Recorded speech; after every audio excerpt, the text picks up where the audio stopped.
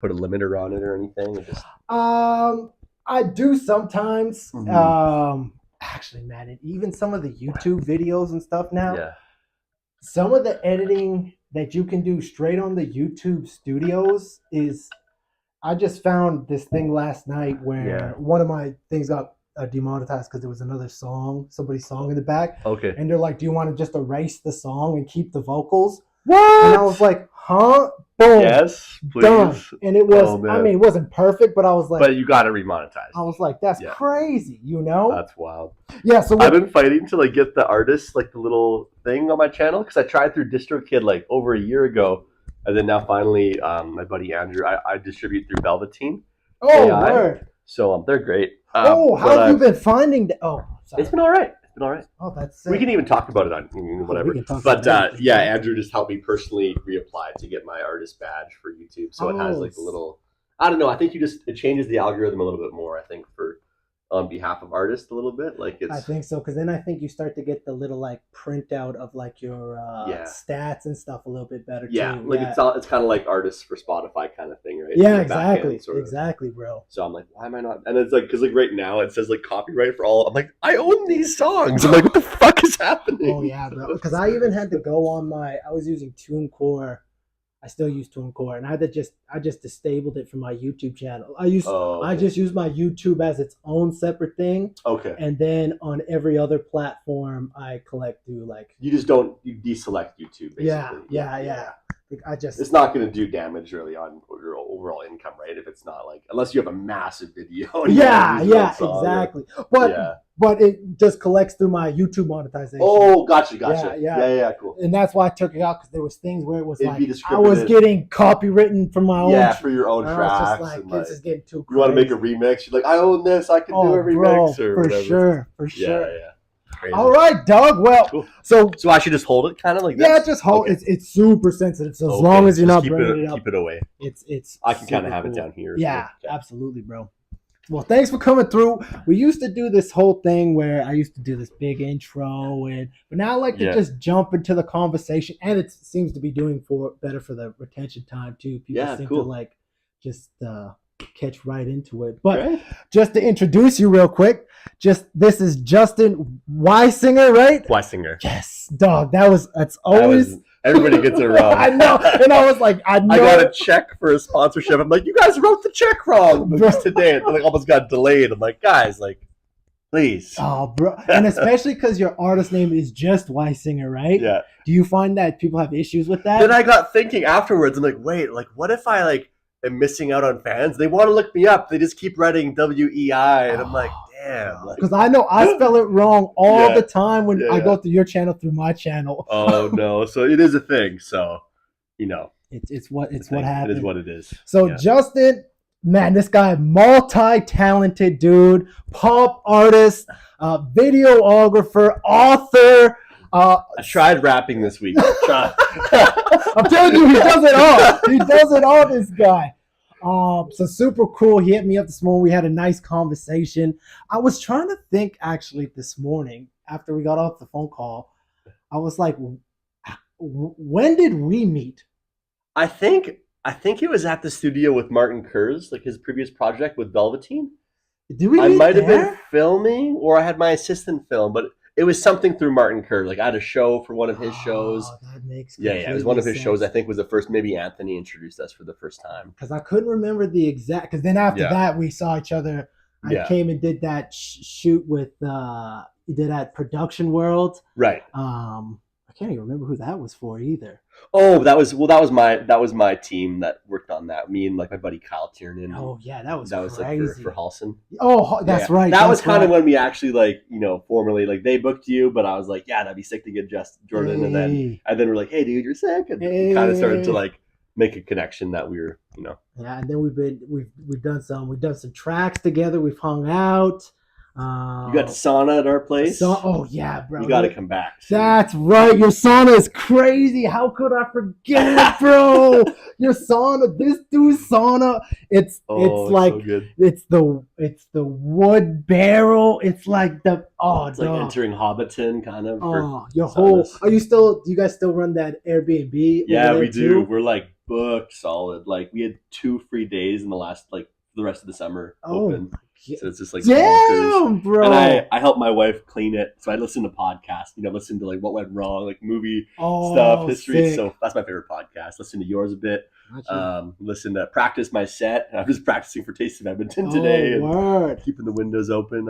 But it's been jammed. So I usually do the cleaning on the days my wife works from home, who also drums in her band. Yeah, which is also crazy, bro. So there's so much for us to talk about. And I made a couple points, but I was like, bro, there's so much. We haven't seen each other in a little while. Yeah, it's been a minute. But let's talk about you got a show coming up on Friday. If you're watching this, which most people watch it right on the Wednesday, at the Taste of Edmonton. Yeah, so I want to be honest, when you're opening for somebody, how many hours away?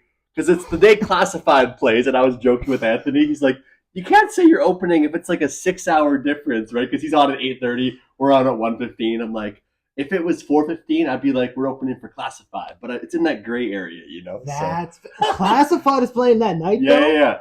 Oh, damn, I didn't even know that. Yeah, so I was kind of hoping, like, make it rain and make us on at 4:30, and then we're like, we're opening for Classified. But, right.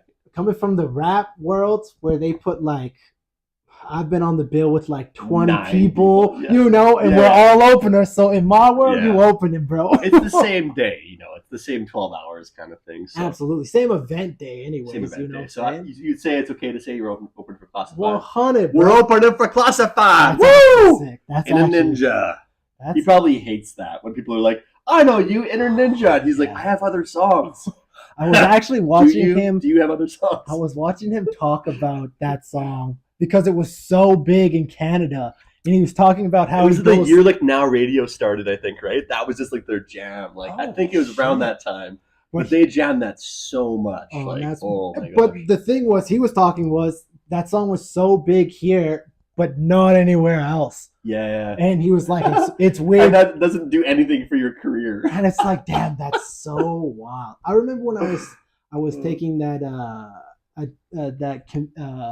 hell's that program called? Canadian Music Incubator program. Yeah. And I believe it's the manager of Classified was talking about Classified specifically and how this dude rarely tours and he makes most of his money from his sync, and I guess he owns hella real estate. Oh, crazy. Yeah, and I was like, that's like Vanilla Ice. He's a real estate guy now. That's so I've seen a lot. I was looking up weird TikTok stuff, and there was a conspiracy. He's like, if you bury your relative in the U.S., if you bury your relative on your land, all the liens and levies on the property are erased. I'm like, that's crazy. I'm like, coming from Vanilla Ice, I'm like, dropping facts, man. That's a weird fact. That's my one weird fact for the week. That's it. You know what? Actually, talking about weird facts, especially with rappers, a weird fact I recently learned about MC Hammer was, he was a hardcore gangster. What? Yeah, dog. I guess he was like, I watched this thing. He was like he would be like, "Don't come to my city. I'll have someone get you." Like while he was MC Hammer. Yeah. Not even previous life. Not same. Wow. Yeah. Same. And I was like, that was one thing that I was like, I've been telling everyone, bro. I've been telling everyone this fact, dog, because I was just like, the dude can't touch this. Well, can't touch this, I guess. Yeah, you can't touch this, but you literally can't touch this. I will shoot you. Oh yeah. Get my boys. Oh my god. I don't know why. Ever since I've so I thrifted a Vanilla Ice shirt for $3. It fit me perfectly, extra large. Like it's with him. I should have worn it. It's like his face, like with the earrings on, hanging down. Ice baby, Vanilla Ice. I'm like I wasn't even gonna stop at this. I live closer to Barhead, so I wasn't even going to stop, but it just started at noon. It was like 12:01. I'm like, there's going to be that one find. I love thrifting. So I found that, and I'm like, oh my gosh. Damn. And ever since that, he's been on my For You page like every day. I'm like, what the heck? Vanilla Ice. Vanilla Ice. Taking over, Ice. Bro. That's people are requesting it, DJing. Like, play some Vanilla Ice. I'm like, well, I'm getting to it. Hang on. Yeah, so that's actually a good leeway into, bro, you do so many things. So how do you... It's like I see you on IG. Sometimes you guys are playing. Sometimes you DJing. Sometimes you driving the bus. I'm like, well, you seem to be doing all kinds of shit all the time, so bro. We kind of I like to call it a portfolio life, right? So it's not just like if I get too invested in one thing, I'll like get bored or sick of it and then just drop it. So I try to like, I don't know. A portfolio is kind of like I do a lot of stuff well, but I keep loving all those things because it's like they're all kind of like hobbies. They're not like I'm not tied to like one thing fully ripping and taking off. I just kind of like able to enjoy all those things a lot. So like with music, I found it incorporated my other skill sets like video production, like networking, like comedy, like stage banter on the stage, like building a team, building a band, or building, like doing like youth workshops for music mentorship. So like music is kind of like the backbone of what I do because everything kind of fits in somewhere into that context, if that makes sense. And I'm still learning what like to have a music business really means, right? But right now I put out a song almost every month for the last 2.5 years for the most part, and we've got an EP of cover songs. It's called Throwback to Covers that drops later this fall, and then our third record. We dropped the EP for it, but the third record will be done hopefully later this fall, winter too. So damn, bro, damn, I like that, a portfolio lifestyle, bro. That's so interesting. So if you were like, what's the motivation moving forward? Like, if you could. What would you ideally like to achieve with all of that, Yeah, one of my favorite parts of music has been collaborating. So I think one of the next goals would be to not that the end goal would be like a publishing deal, but to like work with a publisher where I could be like definitely collaboratively writing for other artists. Like I couldn't just be like, tell them, be like, hey, write a song, here's a brief for this pitch or whatever, write a song, that's fast, this vibe, pop rock about this. Like I could do that for sure. But if I could be with the artist and bring like on a Zoom call or in person and like do lots of co-writing, I get so much, like I can almost feel the person's soul on what they're trying to say without them even knowing what they're going to say. So I kind of find like I get almost like spontaneous creativity that's almost like a little bit psychotic, where I can just get to ideas really quickly and have a lot of confidence behind those ideas to like keep it like, this is it, and kind of have that like stickiness where you're like, the ideas come quick, but also like you can get things done quick because you're excited about it. And I think the big thing for me is like keeping enthusiasm and staying excited is like, for me, like just enough to be even being in the studio with Conch, once a week or every 2 weeks kind of thing. That like coming to like a really sick song in a couple hours, or like having a sick demo that I start on in Logic and then bring it to him and have him knock it out of the park. Seeing that repetition of like from idea to excellent product is like such an addicting. Do you find that like you get an idea and you're like, I can like, it's almost like you're driving in your car and you want a cheeseburger and you can almost like your mouth starts to salivate and you're like, oh, I can taste the cheeseburger in a silly kind of simple manifesting kind of way. But when it becomes such a repetitive practice, like kind of what I wanted to do the last couple of years is like make, I don't know, what do you call it, good songwriting, make like excellent songwriting like a habit, where it's like you if you show up to the studio, something sick is going to happen because you show up regularly, so you gotta you gotta do it regularly. But it's like then it becomes so natural, it becomes unnatural to not go to the studio and pop out some bangers and stuff. So that's so, because I was just all of that. Actually, I was just watching this interview with Billy Joel. Incredible songwriter, one of my favorites. Arguably one of the greatest songwriters of all time. And he was talking about, because he just recently put out some music, and he was talking about this huge break he took from writing songs, still performing songs, but writing songs. And he was saying that he was chasing, because he has such a high standard for himself, for his songwriting, that it was driving him crazy. Oh, wow. That he was so obsessed with writing a better song, and a better song, that he was never satisfied. Oh, he was interesting. Drinking, he was neglecting his family. Oh, geez. He was just so obsessed with the one goal. And I mean, I couldn't even imagine having the caliber of songs that he already has. Yeah. And then being like, that's not enough. Right? I gotta write something better. It's like, oh my God, what an upset. But I feel what you're saying, because it's like, that's what keeps me motivated for writing more songs. Stuff is going to turn off and on the whole time. It's what keeps the popcorn break.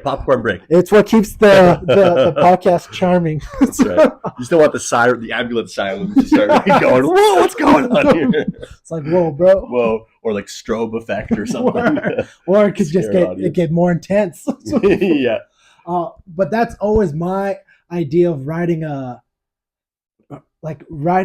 better song, you know. It's just like, it's not even about this song or the next song. It's about just improving that skill set of being a songwriter, you know. That's funny you say that, like a better song, because I think we all, like, you know, you're like, what's your main goal? It's like, I want to write a song better than I did yesterday or last year, or like, I want the next album to crush it and be better.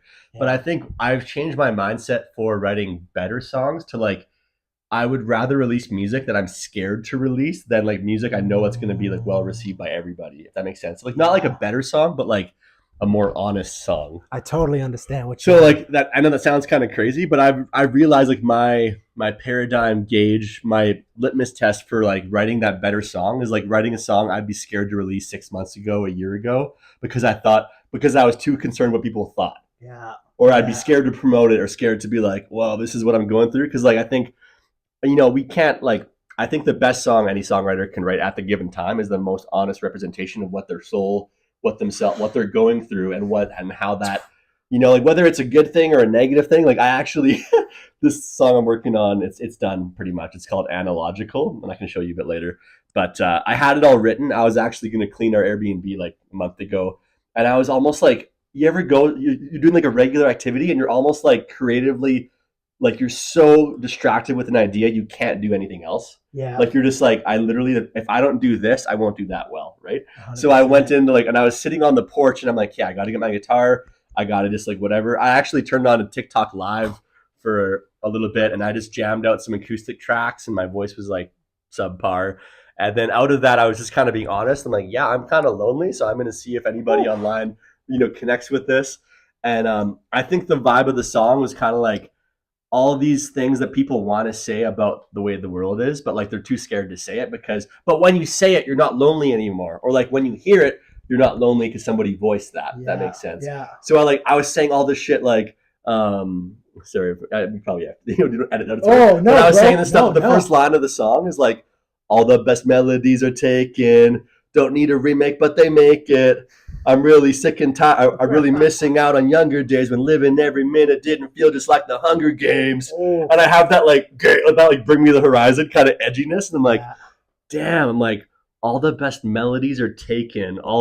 Don't need a remake, but they make it. I'm like, damn, I think a lot of people would like get sucked into that world with me, you know? Like, on it, dog. So, you know, all the best liars are the famous, you know, like all that kind of stuff. Yeah, those are bars. Fire up CERN and watch the battles rage. I'm just like, let's just go for it. You know, I'm scared to say all this stuff, but I'm just gonna put it all in this like song about nostalgia and like going back to a time when the world wasn't so crazy divided and, you know, and just destroyed by social media and opinions and divisions, right? So on it, bro. Yeah. Damn. So, and that leads me to an interesting question I have for you too. Is why pop? You know, out of all the genres, what's the one that made you want to? Because you're pretty diverse too. In like even that track you sent me today, I was like, damn, this bangs, bro. I was like, damn. I was like, this is cringy, but oh man, it's crazy. Yeah. So you're like diverse in your selection of like the pop genre, but what attracted you to that? Yeah, I guess pop for me is like kind of one of the widest genres where you don't get criticized too much for bending the rules, and like somebody called us like genre bending band, kind of like I think Velveteen did a little video clip and they're like the genre bending band, Wiesinger and stuff. I think cool. It's kind of like I don't know, to say we're a pop rock, people kind of know what that means when they try to book us for a show. It's like, yeah, we play like family friendly pop rock, but it's not so family friendly because we talk about real stuff. Anyways, it's still like it's family friendly like in the sense clean. that like it's clean, yeah, you know. Like we actually had like an F-bomb in like an earlier song on our first album, and I'm like, it just sounded right. And I only did it because I wanted to make my mom like a little bit like upset with me for a few minutes. I'm like, that was such a bad idea. So I was like, I totally wasn't gonna do this, but I just like I'm effing lucky, you know. Like I'm so effing lucky at the very end of the last song of the album. That's so funny. He's like, the most wholesome record, and then the very last bar is "I'm so effing lucky." It's like that's so funny. I got a lot. I won't repeat the line. I'll keep this podcast pretty clean. Yeah. But I have a line in a song. My mom's pretty. I mean, I get pretty vulgar in some of my tracks, and there was only one track I put out. Man, these are not doing well today. That's okay. Were you charging them? No, because they just plug in. Oh, okay. But I think it might just be being a little difficult. Too hot today, you know? Yeah. Everything's dying. Everything's dying. But if you don't know, it is, what is it, 35 Celsius now, or roughly? In here, it's like 39.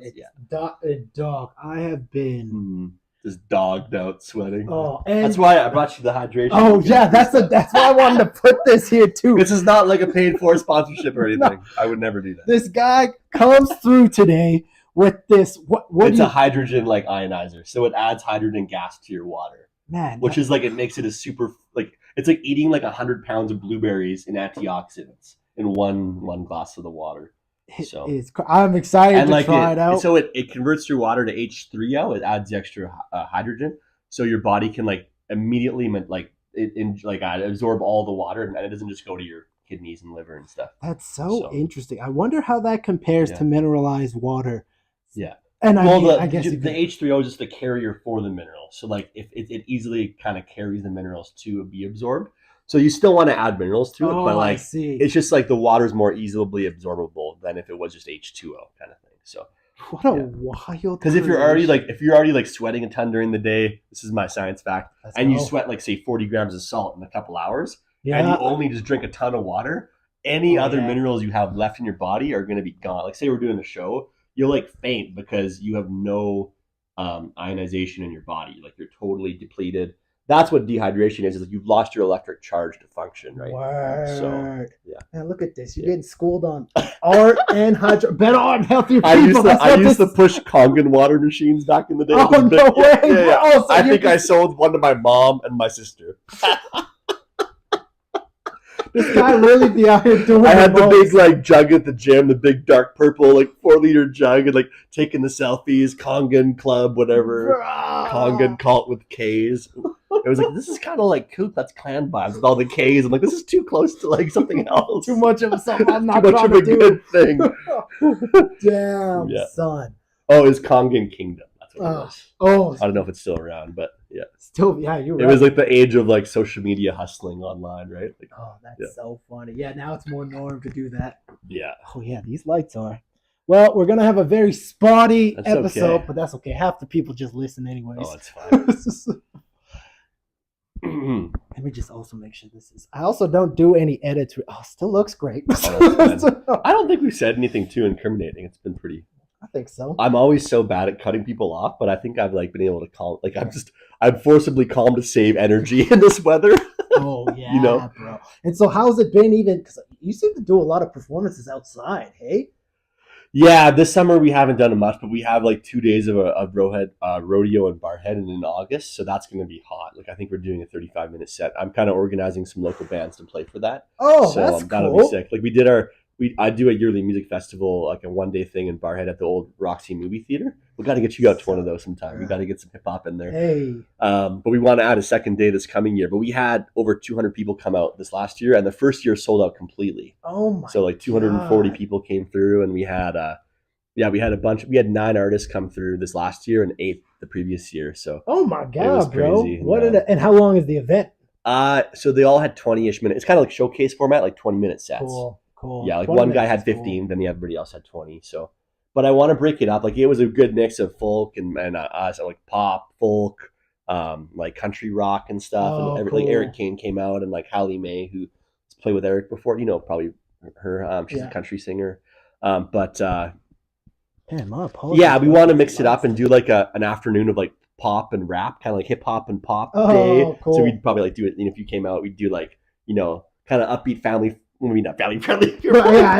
All right, Jordan can have his own day. This is the 11 p.m. crowd. Yeah, there we go. Yeah, whatever. After party. There we go. But we want to break it up and have like the country folk day on one night, and then do like a pop rock kind of day on another, like Sunday afternoon. Do like the family friendly vibe, like the last in a few bands, and then do like the evening of like kind of that like country crowd. Oh, that's very cool, dog. Yeah. What's your ideal? I'm gonna also fix the lighting here because the lights are going off. No worries at far all. too. Oh, that will. It won't look as good as before, but not bad. I just got these LED bars that like are chargeable. They're so we use them a lot in the video. The kids were like swinging them around in the Need Someone video and stuff. Oh, that one was sick, bro. And that's the other thing. Your video quality is so insane. And that was shot by like elementary girls. There was one grade 9 girl, but like the other kids were like grade 6, grade 5. Like, damn, isn't that crazy? Yeah. I mean, bro. I mean, they got a good leader, bro. I shot 2 or 3 shots in the whole video. I think so. Damn, because I was in the video, so word. Yeah, obviously. It wasn't just tripods the whole time. Bro. And then near the end of the last day, they're like, "Can we do this handheld?" I'm like, "Hell yeah, like, let's go for it!" You know. Man, so these lights, we're gonna figure out the lighting someday. A question I was gonna ask you too is, what's your ideal set time? What do you like the most? Oh man, we can do an hour, easily do an hour, but like in this kind of heat, I would not want to do an hour. We're doing 45 at Taste at 1:15 this Friday. Come through downtown Churchill Square if you're in Edmonton. And then Eric Kane's right after us, and Tia G's at 12 before us. So he's on at 2:30. Ideally, like it actually is. It depends on the venue. If it's indoor, like Union Hall or something like that, like you played Union for raw artists. I love like 25 minutes because like you can leave people like this. Like you can put so much energy into the set, like 25, 30 minutes where like people are like picking up their lives. They're just like, what happened, right? Facts. Bring the rebounder on stage and jump around, like whatever. I've learned like pretty late in the game to rent a wireless pack for my bass because I love just like running around, and I'd always like try to do that and feel so limited. Like we were at U of A last fall for their like Week of Welcome show. We played the main stage, and I knocked my bass over. Like I have a hip hop song called Energy Vampires, and I knocked the bass over and stuff, and like it was because of the cable, I tripped over it. Damn, like I'm never doing that again. You live and you learn, you know, and that's what's cool about, especially man, you guys be putting in work on that stage, you know, and it's interesting to see how people develop their shows over time. And I got to note the reason you said pop music. Let's loop it back to that. Want to finish what you were saying? Oh, no. Okay, so earlier on when you said, why are you doing pop music? Okay, so I used to be in like a pop punk hardcore band back in the day and after high school. But the thing I realized is that like being it's basically me and my wife in the band, and then we hire our buddy Daniel to play with us, and then maybe we'll have backup vocalists. Sometimes we'll get like Ava Nevea or some friends to sing with us, or Daniel's sister. But the thing I love about pop music is efficiency. You guaranteed have a click track to like rehearse. You guaranteed probably produce the track in the studio, so you have the track done. I can rehearse at any time of the day. Chelsea doesn't need me to rehearse. She can just rip on, like she'll be like finishing with her clients online. My wife Chelsea, she can literally just like I'll give her the set list. I'll send her the PDF or like the Google file of the folder, TV mixes or whatever. She just plays through that. I don't need to be there. I could be taking the kids down to the lake or to the pool. And like we do obviously jam together, but it's so seldomly that like we get so good because we were spending hours on our own rehearsing. And not saying we're amazing, but like we spend so much time like thinking through the songs, thinking about what to do. Like when I'm in the car, I listen to my music a lot. Probably half the time I'm in the car, I listen to Wiesinger. When I'm cleaning, I listen to the record. So like I've like become those songs where it's like, even the rap that you wrote and you recorded with us, I like, when your life got crazier with your mom and stuff, I knew you wouldn't be able to come to shows to sing every time just to like pop up for 5 minutes or whatever, right? So I'm like, I'm gonna have to learn this rap. But like imagine how many 100 times I just sang that in the car, and I'm like, I don't know how to rap, but like out of necessity, I just figured it out. And then I actually started writing hip hop songs because I liked it. I'm like, I like how you can like put so many ideas into a short, like we have a 2-minute song with 3 verses, 2 choruses called Energy Vampires about negative people. And like, it's amazing how much you can say in a hip hop song. That's a good point too. It hasn't come out yet. I'm doing it as another push. And if you're angry, it doesn't sound angry, That's a good point too. Because I'm like, honestly, like, I'm one of the angriest people, like not like, but like internally, like the reason I create is I'm so dissatisfied with the way the world is. I just hope that I can like something that I say, whether it's like the angry thought is like transmuted in a good way, a healthy way through a song. Like I literally like wrestle with like not anxiety, but like just such an uneasy tension with how the world is, and that we're like every day it feels like we're on the brink of like calamity. You know, it's like, oh, like so and so almost got shot. Oh, so it's just like, oh, Biden's dead. Oh, he's not. Oh wait, they faked his signature. Like all this, like I'm like, what the hell? Like it feels like we're in the Truman Show, which we probably are, and it's just like, bro. Oh, I don't know. So my dissatisfaction is turned into anger, and my like, if I didn't have art, if I didn't have music, I would be like in jail or something because I'm just like such a freaking angry person in the sense of like bottled up things I need to let out through my soul in a healthy way. Yeah, you know, like not just like I get upset with the kids and like I've had the odd like gloves and stuff with the wife. Like even like earlier today, I'm like, pick up the check, please. Like, I'll remind you, didn't get the check, and I'm like, babe, like come on. But like I don't like have crazy outbursts all the time. But like I hope that like music is a way for me to like express myself. That's an outburst of hope or like an outburst of like transmuting that anger in a way that's like relevant but also hopeful, right? So word. I can't get this right now. Oh no, it's okay. Man, you said some bars, bro, and this is why I like catching up on the podcast too, because you say some things and then it's like I can go back and I can listen through them again, and because that's interesting. Because you say, you know, you say you got this anger inside you, and you know that's where you create from, and or like even like trauma that's like maybe parts of it's undealt with, or so I guess you mean just like strong emotions, you know, like. And that even leads on to the part you were saying earlier about the songwriting, where you're talking about it being authentic and like true in the moment to yourself, where it comes. Damn, because I often find that it's as a songwriter, it's hard to write happy songs. Oh yeah, you know, it's like that's the stuff that always seems to come out, and I'm a pretty happy guy. You know, I'm a pretty optimistic dude. But when it comes to sit down to write something that's like lighthearted, and I'm just like, without it sounding like cheesy, I'm like, that's why I love Michael Bublé. His songs are as cheese can get, cheesy, you know, but it's authentic, you know, and that's why I love it. That's like, this guy cheesy is almost like one Bublé kind of song called Soft Pillow, but like I had to throw some kind of like my own spin, like sometimes you got to go through hell to meet an angel. It's like it's real, but it's like, but the whole chorus is bouncy piano. Life's hard, but I got my friends. It's just like bouncy piano Bublé vibes, but like saying kind of like happy sad songs, right? It's like, you know, life is hard, but like let's be happy. You know, see, that's you got to scrape the joy out of it somehow. So. Because even the next project I'm working on after the Olympus stuff is over, called Mr. J and the Heartbroken Homies, and the whole idea of it is sad dance music. Because I wanted to make dance music and like almost more poppier stuff, but I was like, man, I can't make like joyous music, you know. I mean, I literally have a song called "Sending Positive Vibes," but the song is like a churchy, deep, soulful track. It's not necessarily, you know, this. Anyways, I was just, it's crazy how difficult it is. So I find it so interesting when people are able to make that like positive.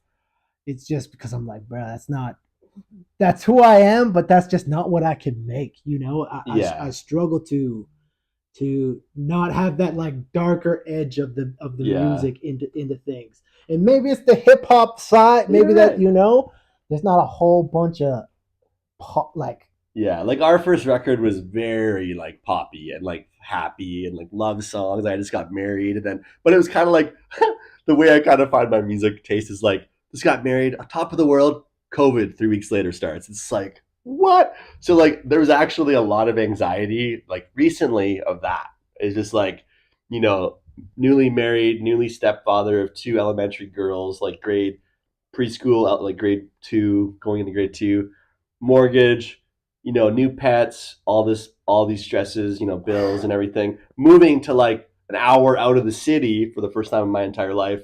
And then COVID goes down, and I'm just like, I kind of got into music again, like after doing video for a long time, to literally just like have some like the trauma I was feeling. I felt like your childhood just like flashes before your eyes, and I had to do something creative to not like want to kill myself. Like I was like so happy, don't get me wrong, like being married and everything, but like literally the stresses of like I couldn't even think about it.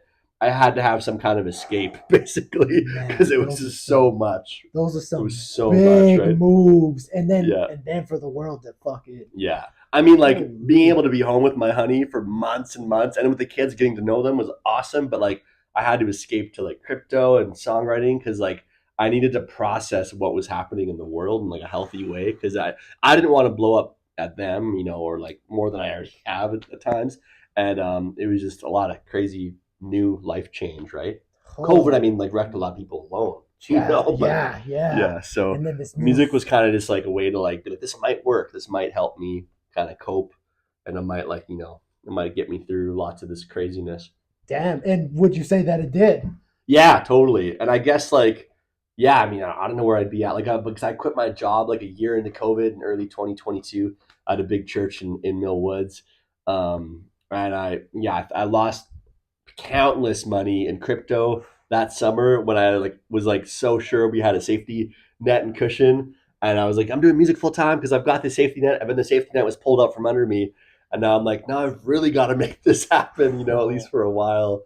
So yeah, music has been a really big thing, and also like realizing that like every soul has a melody to let out, but if you don't let it out, you like I've heard this term that depression is deep rest regression, where like you're not moving back, you're not moving forward, like you're literally allowing your body time to die, basically. Like you're literally like allowing, like you're being like, I'm present, but I am so focused on what I don't have or what I don't want or what I don't need, I'm so focused on what my lacking, that like you just start to shrivel away, and like depression is like you want to like you will yourself dead, basically. So I just never want to be in that space of idleness, like I would rather learn, and this sounds terrible, but like I would rather learn a hard lesson a couple of times in action than like just no action, right? Kind of thing. And that's like sucks, but like I'm a slow learner at times. And my wife's like, maybe God's trying to teach you about like, not taking things personally, and it's like, I don't know, I struggle with that. It's like, they didn't call me back, whatever. But of course, and you're like, they don't like me, and like it's not actually, maybe they're just busy or something happened or whatever. So I try not to take things personally, but it's hard, when you're a lead singer of a band, you take everything personally. Of course. Just being an artist of any regard. Yeah. It's wild. I think I think that's what makes artists is that some kind of sensibility, like we're sensitive to some degree, Mm-hmm. But I also think it's the superpower, Yeah, like I kind of feel like for me, like my song is like, it would have been an expensive hospital bill if that song didn't come out, basically, or like, it's like, that's my therapy. Like this is kind of crazy, but my brother's a psychologist. He's registered, he graduated and got his paperwork, but we talked about psychology, and I've seen I'm on medication for bipolar or whatever, but that's another whole podcast about mental illness and stuff. Like the record that you're featured on is all about mental health and helping people through hard times and stuff. So, but the hard time was my hard time during COVID. It was like, maybe people can relate because I'm like going through the ringer, right? Maybe I was doing better than most, but I'm like, what if people are doing a lot worse than I am? I got to like give them some encouragement, right? So that's kind of what the record was about. But what was I going to say?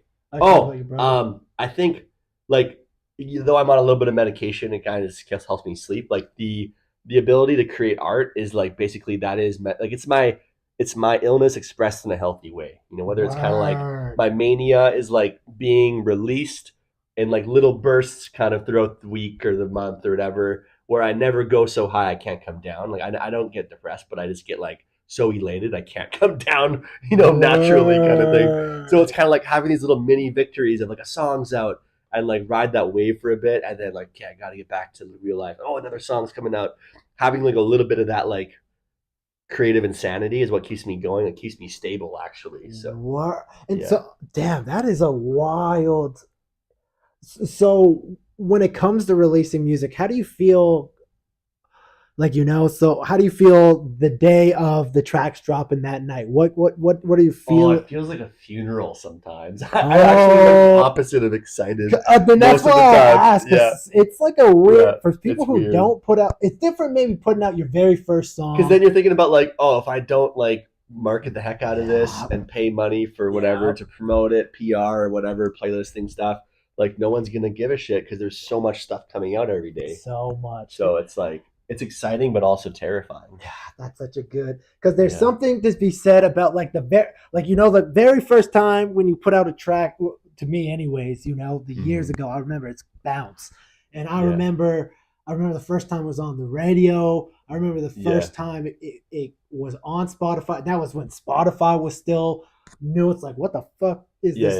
The streaming platform. Right. It's like, and I figured out how to upload. Now it's easy to upload to everything and whatnot. But I remember the excitement of that first song coming out, and it's just has never felt the same. Yeah, because because I feel like you learn all of the stuff. It's like, okay, well, actually, the song. You just kind of realize how much like the work has just started. It's like the song, you get the song, you're like, oh, did I go through my to-do list? Like, oh shit, did I even look at the to-do list? Like, like you're just like, I should be doing all this stuff, or I could just upload the song. And that's what it is too. And that's what it is too, because it's such a. People, I know I've talked about it tons on the podcast, especially with other artists and stuff, but there's so much. You can always be doing more, as an artist, you can always And I wrote a love song / diss track on my new EP called Pre-Save My Song. It's like, I have to show you. It's like, it's like kind of this like really fast beat, like hyper pop rap kind of hip hop song. It's like, I can't tell if I can spot a lie when you went and said that you just saved my song on Spotify. I don't know if it's the do or die. Making content daily, hoping that it catch the label's eye. Please the algo, I go viral. So you let it get the link up in my bio. Got 100 monthly listeners in the dial. All my friends too busy, they be spinning Harry Styles. Man, that's real. That's bad, bro. That's too real. That's too real. That's too real. And then the chorus is like, pre-save my song. Please sing along. Please share, pretend that you listen to all of my songs. It's just like such a like. I'm like, can't we just laugh at ourselves a bit? Because honestly, like, I'm so sick of sharing these pre-save links. It's like it's just like lots of the time, that's half the content artists make. Yeah, is like, oh, have you found the new song yet? Oh, please pre-save my new song. I'm like, you just had a pre-save link like 2 weeks ago, bro. Like, chill, man. Like, find a new way. Like, and that's. I do it sometimes. I'll click on the link, but I'm like, I'm not like, I don't know. I'm not entertained by your typed out pre-save link. I'm not like. I don't get a sample of the song. Like, just drop the song. Yeah. We'll decide if it's worth pre-saving after it's out. Yeah, for sure, bro. Can I post-save your song? Or like, is there an unlike button for your song? Or what? Like, imagine if Spotify had had like a plus and like YouTube used to has a down, like a thumbs down button. Imagine how that would trigger artists. Oh, bro, people couldn't handle it. Oh my gosh. Or if you could like leave a comment on a song, like they totally should. Why isn't Spotify like a social media platform? Like you don't even know who's following you, right? Like we made fun of that too in the song. It's like who even follows? Like I don't even know. Like there's 500 people, whatever. Like who even knows who they are? There's no way to like connect with the fans directly. I've never thought about that. You never get you never know. Yeah, they're or how to target them from California Spotify or something. Yeah, that's it. That's. You'll know the amount, but you don't know who in California is spinning you, right? And this is what I like any engagement. Like, if they like your song, how can they tell you other than like maybe like a DM on Instagram? But like that doesn't translate to Spotify. It's like wait, who are you? Like, where did you? You have to like inquire. That's fascinating because I know they just like dog. I'm telling you, last week when I uploaded my podcast, Spotify just. Updated so that you can comment on podcasts. Oh wow, that's cool. So that's so maybe they. But like, imagine how engaging that would be as a songwriter to know like even if I got hate, I would love hate. Like give me some kind of interaction, Like but Spotify is like, oh, I got myself saved by like for all I know it's a bot or a stranger. I don't even know if they're a real person. But if you had like honestly, if you had a song with 500 streams and like 200 comments and then somebody else has like a song with 1 million streams and 20 comments, I'd be like, damn, that guy's killing it with the 500 streams because like people believe in his stuff, right? But there's no way. Like I wish that was a thing. Damn, that is such a good point, bro, that I never. And this is because that would give me like breath to keep going. Like, man, like when you're having a hard day, someone's like, man, I was gonna kill myself, but your song really touched me. Like that would be for like to get like low spins on to get not many spins release day or week, but like get a comment like that, I'd be like, that's why we do this stuff, right? It's so true, and that's always the thing that keeps me going. It's just like you get an odd DM. You haven't been over 200 monthly listeners in 6 weeks, and then someone DMs, man, I just went through your discography. It changed my life, or this song, man, this is the best one. And it's just like, note to self: if you aren't an artist but you support artists, like do that kind of stuff, even if you're scared to. Like that means more than like a million streams for guys like you and me, right? So even the simplest of, I like that track. Or I like the drums. Anything more than a thumbs up or a share or whatever. It's like any sort of interaction is like, go. We're just sitting. He's sitting right here, just waiting for somebody to drop some comment bars. You know, like I don't know if this is something you do, but this is something I do. Yeah. Anytime. You know what? I might have to do a counter of how many times I had to turn the lights back on. We gotta have a clicker in the corner. That's so it's gonna add like 8 hours to your editing time. It's like the closest guest wins a prize. Gets a free H2O sponsored by this will be huge, and but anytime, I know this is weird, but anytime someone says like, I just heard your track, Warrior, or any track, it can be any track. They're like, oh, I love that track. I will instantly go and listen to that track. Oh, sick. And from like I'm like, yeah, I did kill this, you know? Yes, that's so. I do the same thing for sure. And it's the only time I'll listen to my songs like that from that like super, as opposed to coming it from like, I should have did this better. I should have enunciated this, or I could have edited that. It's the only time I'll listen to a track and be like, I did fucking kill this. And lately, I've had a few emails. Like, it's actually happened quite a bit. But like, PR agencies, like, oh, we're like Rise LA or whatever. But like when they say like specifically, we love that sitcom track that slaps. We're like, what? Like, it makes me feel like they actually cared to listen to it, right? Or 100%. Like, but they bring out like what brought you to whatever. Obviously, you want me to spend money on your platform promoting stuff, but like, I appreciate if you're going to do that. I'm more interested to look into your site if you're like, we legit found you because of this song because it rocks. It's like, that's awesome, right? It's night and day difference, to feel actually heard and understood as an artist. And honestly, I'm waiting for somebody to hear pre-save and be like, dog, like, come on. Because like, I think so many artists, well, not many have heard it. I didn't promote it very much, but like, I think a lot of people have heard it and they've been like, "Oh, that hits too hard. This is too real, bro. This is too real, bro. This is too real." Like that was a song I was kind of scared to release because it's so like tongue in cheek and silly, but it's like somebody had to do it, like it might maybe not is before its time kind of thing, but like I think it's gonna have some legs and life eventually. But I'm like, we're doing it at Taste this weekend. Oh, sick, but bro. I mean, like it just makes I'm making fun of myself. I'm not trying to make fun of anybody else or anything, but it's just like so relatable. This is so relatable, even to like being on the marketing end of being a consumer, right? It's like I'm not a songwriter, but like, damn, I get a lot of like my whole whatever feed on Instagram is like story swipe, pre-save my song, ads, pre-save my song. It's like shit. Like, what am I here for? I thought I was here for photography, man. Like, oh yeah, that was a long time. I know. We blacked out. But it feels like we're in like it's just like pre-save gram app now. It's like that's all it is. It's so true. You have a cool photo of you at like Banff Lake, and then be like, pre-save my song comes out in 5 days. I was like, I don't care. So true, bro. I don't care, man. Like, sorry, not putting the word like you can have the prettiest fucking mountain in the background. I don't give two shits about your pre-save. Like, I want to hear the song. Drop the song. That's every. It's not going to help you. And then they even say, "Oh, it's going to really help me out if you do." No, it's not. Doing that is not helping anyone out. It's not. It's gonna make me cry. It's not helping the artist out because they're like begging people, like, I can put sun lotion on my child if you pre-save my. Like, no, sorry. I love the specifics of the Banff because, dog, I just like there was several. I don't care how far you drive. Like, there was a weekend where there's like 8 people in the mountains. Pre-save my song, bro. I'm like, no. They all carpooled down there together. Write a good song and I'll hear it when it's out. Yeah. Like. Yeah. Oh yeah, bro. That's so funny, dog. I might have hit too close to home, but I will stop there. That killed me, bro.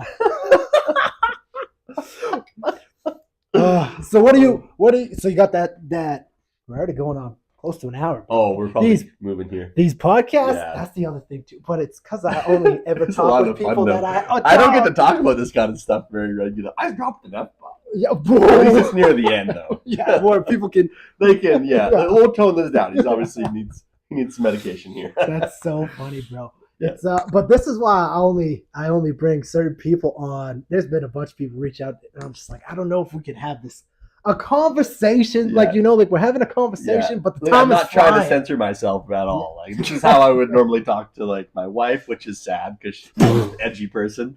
But So how's that too? Being in a band with your wife, because she slays the drums. Well, I mean, we have 2 kids like from her previous marriage, so they're just turned 9 and almost 12, 2 girls. So, but the sick thing I should mention before we wrap this up is Benya's our oldest kid starting to get into music a bit. Cool. And this is gonna make you laugh. So I actually let her sing a couple songs, some of the female collab songs on my records. Cool. We did a few small shows like at a church in Westlock and at this little place in Fort Assiniboine. It's an amazing bistro place and called Gems Cafe, like meat platters and stuff, like carnivore platters, crazy food, like chef quality. But like she just like I wanted to really see like I think the best thing as a parent to do if you're an artist is like exemplify what you would want them to be excited about. Like maybe like don't make them excited about what you're excited about, but if you're excited about what you're excited about, the chances are like it's gonna translate to them, right? So like I'm not telling Fenya you have to be a singer. Like I've teased it like, hey, would you want my friend Steph to do some voice lessons? And maybe, but like when she sees like when you're authentically excited about what you're making, and like I'll show her a song and I'm so excited, and she's just like, oh, it's really cool. But when I dropped this song I brought back from Conch called Sitcom that I helped co-produce with Drew Shaka from FKB. He's in Nashville now, but he's a Bonneville, Edmonton kid. He's an awesome song. It was so good. I got a great mustache. He inspired me to have a subpar mustache. He's got an amazing, like a 10-year in the making mustache. And we've only produced on Zoom. We've done 4 tracks together over Zoom completely. Damn, never being in the same room. That's a crazy way to make music. Yeah, I even did vocals for Doom Scroller over Zoom from my living room and sent them to him. Oh my crazy, god! But that was a first for sure. But it was fun. But you're talking about the vibe. But yeah, I think for having kids, I mean, like you can worry about like, am I giving them enough attention? Obviously, there's that. You don't want to be like living in neglect with your kids. Right. But like, I think including them to the point where like maybe they gain some kind of interest in what you're doing. Like, Benya started singing with us because I just wanted to throw her into it, and she's got a really good voice. But she did a talent show like a month ago at the end of the year, she wanted to do a Connor Price song. I'm like, whoa, because I listen to that lots because it's positive hip hop music or whatever, Wow. Yeah, and it wasn't like, and he dropped bars like she did. I'm like, would you just do a verse, sweetie? Like it's that up one. I was down, but now I'm up. Damn, a banger. And like she rapped, like I would come downstairs and I have some TikTok videos. I'm like she's facing away, but I'm like filming her, like, and I'm just like, yes, like I didn't post it, but I'm like, I posted one, I think, and tagged Connor, but I'm like, that is why I do this. Is like to be an uninspired parent could be the worst kind of trauma for your kids. Like, I think the reason I experienced a lot of trauma as a kid is like I just lived in a really uninspired home, and not to put any. I love my parents to death, but like not having any enthusiasm in the home other than like anger and fighting was like one of the worst things you can do for your kids. So even if things aren't always like 100% stable, but there's like movement and excitement and like passion, that's what I want like my stepkids to grow up around is like excitement and enthusiasm and zeal. I'm like, like just that like overdoing it excitement for life. If that rubs off on them in a way, that's why she got up in front of 300 kids and sang an entire Connor, and she killed it. That's wild. Like, I have to send you the video, but she crushed it, and I'm like, that kid is freaking 11 years old. I'm like, honey, you can do any song. You don't have to do like I was trying to almost not talk her down, but I'm like, let's be realistic here. And like that is why, like honestly, that's been the biggest success for me as an artist is like seeing that like even if a bit of that rubs off on the kids, that's enough success. Better than 1 million streams, better than a worldwide tour is like seeing, the kids that I'm helping raise, that God's entrusted me with to raise and help raise, seeing that they have an excitement for life and they're willing to take risks, so. Oh my God, bro. Huge. Isn't that crazy? I couldn't even imagine what that must feel like. You know, it's like if she's starting with Connor Price at 11, like, man, like my ceiling is her freaking floor. Where, bro? That's so cool. Because they don't know what like their only limit is like what they think their parents are limited by, and I don't think I'm limited by anything most of the time. Bro. Damn right, bro. Yeah. Oh, how incredible! And that's what we love, bro. Yeah. I mean, my whole thing is better art and healthier people change the world, and that's just. I think people do such a.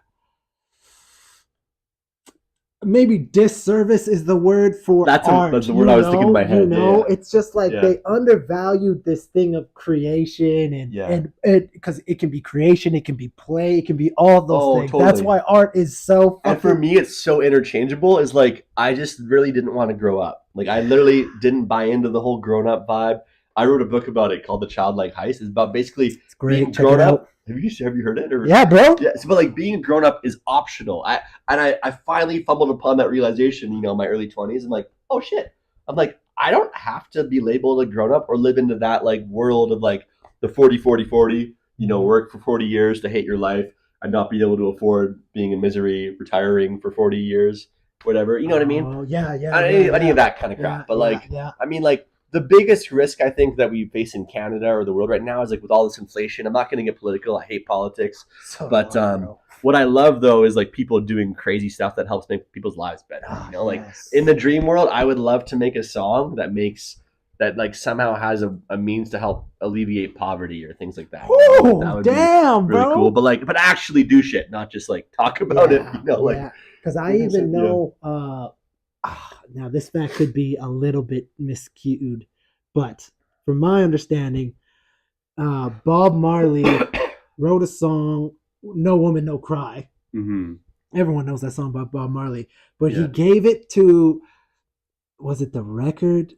There was a poor man in Jamaica, and he essentially gave all of the rights, the royalties to this one dude, and this dude was able to change his life because of that one song, And that's the thing is that keeps me going. Part of it is like you don't know, like if you don't keep going, you don't get to find out what you missed out on, So it's like it's kind of like that diagram of the guy mining for gold, and he's like a millimeter of between him and the gold mine of the main vein of the gold chain, whatever it is, right? Yeah. And it's like I have just enough belief in myself, or maybe not just enough. I have more than enough belief in myself to find out what's on the other side of failure.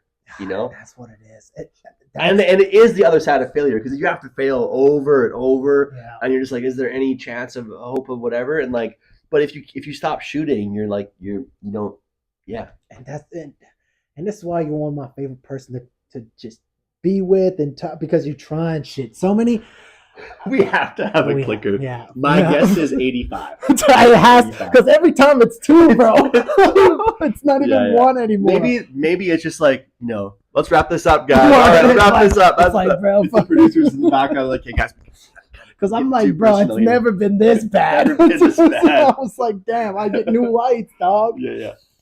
We got to say something really motivational in the darkness. Get really quiet and slow and like. Bring out an actual mic, start performing, bro. Yeah, totally. Yeah.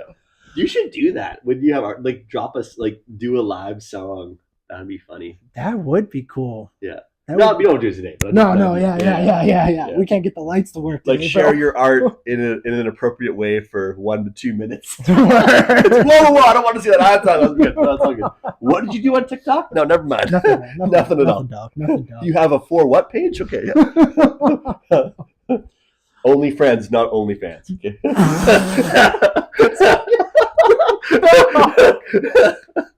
Only friends, not only friends, bro. That's gotta be on a T-shirt or something, dog. That would be a sick Wiesinger shirt, bro. That might be our next merch line. Only friends, not only fans. That would be so sick. That's so babe. funny. If you're watching this, she'll watch it tomorrow. Babe, we got only friends, not only fans. Oh, that's good. That's a bar, bro. That's a bar. Can go viral. We're gonna make a song later with that. That's That's so funny. That's a bar. That's a bar right there, dog. That can't. That's got to be taken already. No, like when I was like trying to like research I'm like, this has got to be an idea, like really well. And it wasn't really well done. See, but that's the thing too. That's the thing. It's like, because sometimes like that was such a good idea. The joke is like the song is called "Pre-Save My Song." Yeah. I'm not asking anybody to pre-save that song, but everybody is like, "What? It's so weird because I can't pre-save it." But the song is called "Pre-Save My Song." Irony of that. The irony of that is so like in 100 years they'll be like, "Whoa, this guy was way ahead of his time." They'll be going over your discography like a Kendrick Lamar thing. Yeah. It's like, whoa, look at this guy. He was dissing the entire music industry at once. It's like, and himself. And it's a pop track. How beautiful. This guy was a mastermind, you know? They're going to be studying you at McEwen, bro. Yeah, exactly. Look at what this guy did. That's so funny, bro. Nobody gave a shit about him when he was alive. But when he was that mother fluffer, when he was dead, boy, books were written about his bars. Hey, bro, whenever it comes. Yeah. But that's the thing too, is like my prayer and hope for for you and me and our friends is that I hope you have the long game mindset that like you want your art to outlive yourself. Oh yeah. Like I want my art to outlive this year. I want my songs to, outlive next week or whatever. I want to leave something behind. That's the only way we live forever is if we release our soul in a way that's recorded for the world. I'm not saying you have to be a singer, but like if you don't paint, if you don't film, if you don't write, if you don't create the business or whatever, if you don't blow the bubbles into the thing and freeze them, like whatever it is, if you don't do that, your art, like your soul, what God put inside of you to release, if that isn't let out, you didn't even start living when you were alive, right? So bars, bro. Bars. Honestly, I don't think there's a better way to wrap that up than that. Yeah. Oh my God, bro. That was sick, dog. You dropped some gems on this podcast today and this is why it's always cool in collaborations cool, because you get to, I think as artists, we sit a lot of times by ourselves to make our art, because it's our escapism too, Yeah. It's like, okay, I get to be by myself. I can get my thoughts out, whatever you're doing to make the art, but it's like a cool thing, especially you said about collaboration is I still like to make a lot of my art by myself, but there's something special about making that art with somebody else, because when the collaboration is done, I think ideally you're able to get that like call and response from each other's souls, and you guys are able to do something. It's that simple that cliche of 1 + 1 is 3. Well, even like when I sent you that open verse for "Need Someone" that came out over a year, like my most streamed song ever on anything by a long shot. Oh, that track! And is like sick, it organically just went crazy, and I'm like, I did a bit of promo, and I'm like, I don't know where the 90% of people listening are on my profile are coming from. I'm like, that's what you want to know. It's like, how do I like know? Because it slowly died down. I'm like, this is crazy. Like 20, 30, 40,000 streams like a month for months. It was crazy. Great track. But, anyways, but that is like, I wouldn't have known how far the song could have been taken emotionally if I didn't have your soul in that, right? Like, because that wraps up the whole thing to hype it up so much more. And I had the sensitivity to know it, like it wasn't finished yet, and I couldn't do it justice finishing it, per se. So like, and that's a huge thing as an artist. Yeah, too. like I've released all of my soul, but to have somebody else's, even a partial release is gonna make it like compounded greatness, So oh, mom, when two or more gathered in bars, he is with us. It's creative. But like, yes, but like truly though, it's absolutely, like, it's biblical, but it's also beautiful, right? Oh, so, absolutely. Because there's is it Dre who said it? I can't remember which hip hop icon, but it's like no matter who's in the room, you got to leave a little bit of room for magic. You got to leave that little bit of extra room for the unspeakable. You gotta leave, like the one I sent you today, Onomatopoeia. I left all this room, and I'm like, I actually was trying to record. I had some bars written, and I'm like, I can't bring I just knew I couldn't do it, but I'm like, I bet like I would sit on it a bit and think about it, but I'm like, no, that song needs that extra push to be like, I need somebody else sharing their love letter to artists out there, so. Word. I can't wait to take a No stab pressure at at all. it, No bro. pressure. Yeah, that was it, bro. That's a wrap. We're done. I was like, oh shoot. Okay, we can wrap it up for the guys. All They've right. been very patient with us. Yeah, thank you for dealing with the lights. Also, thank you for dealing with the lights, bro. Yeah, no worries. I think God turn off damn, bad. man. I'm telling you, they haven't been this bad. Oh, shoot. I should have brought you some lights. You don't need a water bottle. Damn. They've been doing good for you for so long. Yeah, it's okay. But thanks for coming through, bro. This is so much fun. We'll have to have you on again. I mean, Please buy his vinyl so we can get his mom healthy and buy some damn lights. Yeah, bro. Way after the fact. Yeah. After his mom is doing incredibly better. Once she's better, we'll buy some lights. then you'll That's be the the best first pitch I one could back. possibly make right now. I appreciate it. Well, make sure I'll make sure to tag all your stuff in the video description. Sure, yeah. You know, I know you got a bunch of stuff all over. Yeah, the place. best spot is honestly Wiesingermusic.com. Oh, like beautiful. Find all our, That's pretty where you easy would place. like me to direct everyone. Yeah. Perfect. Yeah. Excellent, bro. And I guess we're gonna have to make the shirt. Maybe you have to say that in the bars. Can you incorporate that at the friends? Yeah, in the track. In the track. Like you have to now. At the very end, you slow it down. Like it's like, yeah, we're only friends, not only fans. That's hilarious, bro. Play up to it. Play up to that and then slow it right down. So point funny. it out. Yeah, I love it, dog. I mean, the song's not about that, but you can make it work. I'll find a way. That's another thing with rap. You can kind of slay. You don't have to say anything. Like, you can be as vague, as wide or as narrow as you want, right? And that's why art's beautiful, too. Yeah. I don't know how Eminem added the Hawk Tua at the end of this promo. I'm like, he did not have to do that. But I was like, genius. I don't know. Somehow this is so on She brand. made $1 billion from that. That girl, good for her. I mean, that's a wrap. Yeah, that's a wrap. Is there anything you want to tell the people before we go, bro? No, well, if you're around Churchill Square this weekend, the last, I believe, full day is Friday or Saturday. Yeah. Maybe it's Saturday, but yeah, Saturday's the last day. But my friends are playing. We're playing at 1:15 this weekend, Friday at Churchill Square.